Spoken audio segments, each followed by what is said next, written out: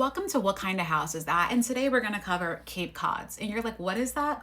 What is a Cape Cod? Well, I'm pretty sure you've seen at home pretty much everywhere because Cape Cods are a style of home that are simple, symmetrical, with a steep roof and usually 1 or 1.5 stories. And they're everywhere because back in the day, they were literally the ideal starter home. And today they kind of still are. So Cape Cod homes existed before this, but Long Island is where they really took off. After World War II, America had a housing crisis. So millions of soldiers came home. The GI Bill made homeownership possible, and builders needed something that was super fast to build, affordable, and that they could kind of rinse their hand and repeat on. And that's when Levitt and Sons built Levittown in the late 1940s, right here on Long Island. So the original Levit Homes were basically modified Cape Cods. They were 2 bedrooms downstairs, a simple kitchen, and unfinished second floor designed to actually increase the size of the home when your family size increased. So they were the perfect ideal starter home. So today you'll still find the highest concentration of Cape Cods in towns that saw heavy post-war development in Long Island, like Levittown, East Meadow, Hicksville, and Farmingdale, Massapequa and Wantagh, Copeg, Lindenhurst, and in parts of Babylon. So also in Suffolk areas, you'll see them in Patchogue, Holbrook, and older sections of Suffolk suburbs.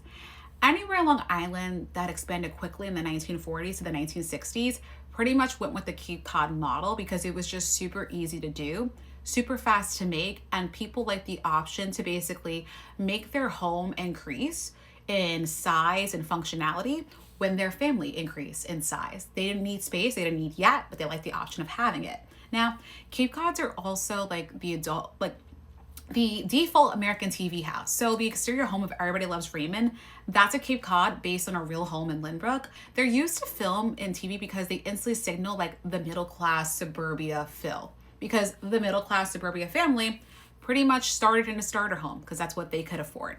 So what would you want to know today as a buyer that's seeking for a Cape Cod? Well, today's Cape Cods are popular because they're flexible, but buyers need to watch ceiling heights, stair placements, and dormer potential upstairs because a good renovation on one of these homes can cost you astronomical because the floor plan is not ideal for extensions. It was always set to be a home that you can grow with, but not expand with, if that makes sense.